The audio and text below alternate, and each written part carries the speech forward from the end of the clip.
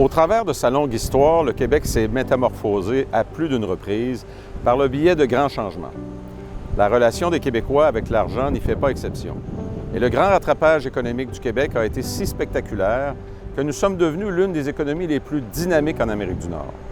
Pendant une bonne partie de la seconde moitié du 20e siècle, c'est l'État qui a été le principal levier de notre développement. Celui-ci a permis à la nouvelle classe moyenne québécoise de prendre sa place sur un marché du travail qui se transformait très rapidement en contexte de naissance de la société de consommation. Le secteur privé a gagné en importance et peu à peu, le tissu entrepreneurial, l'actuel Québec Inc., s'est érigé. Aujourd'hui, témoignant de notre indéniable esprit entrepreneurial, c'est la PME qui domine l'économie québécoise. On ne compte plus le nombre de nos fleurons qui rayonnent dans le monde entier et la quantité de domaines dans lesquels nous sommes reconnus pour la qualité de nos réalisations. Nous vivons cependant à une ère de nouveaux défis. La mondialisation et l'ouverture des marchés sont à l'origine de grands bouleversements tant chez nous qu'à l'international. Il est devenu de plus en plus ardu pour les États de penser l'économie au travers des frontières bien définies. Conséquemment, ces dernières années, au Québec, nous avons tristement assisté à une véritable hémorragie de nos sièges sociaux.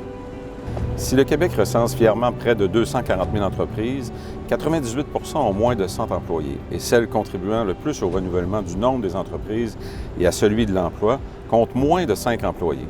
Malgré le nombre important de petites et moyennes entreprises dans l'économie québécoise, la contribution de ces dernières à l'enrichissement collectif et à la création d'emplois est donc colossale.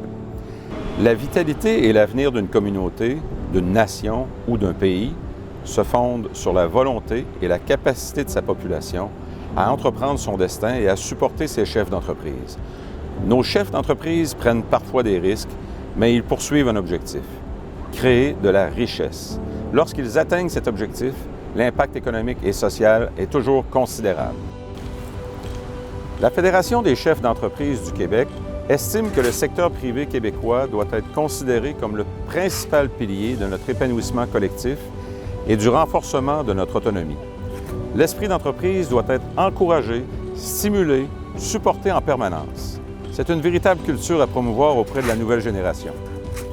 La Fédération des chefs d'entreprise du Québec est déterminée à prendre tous les moyens disponibles pour protéger et renforcer la contribution inestimable des chefs d'entreprise à l'enrichissement du Québec.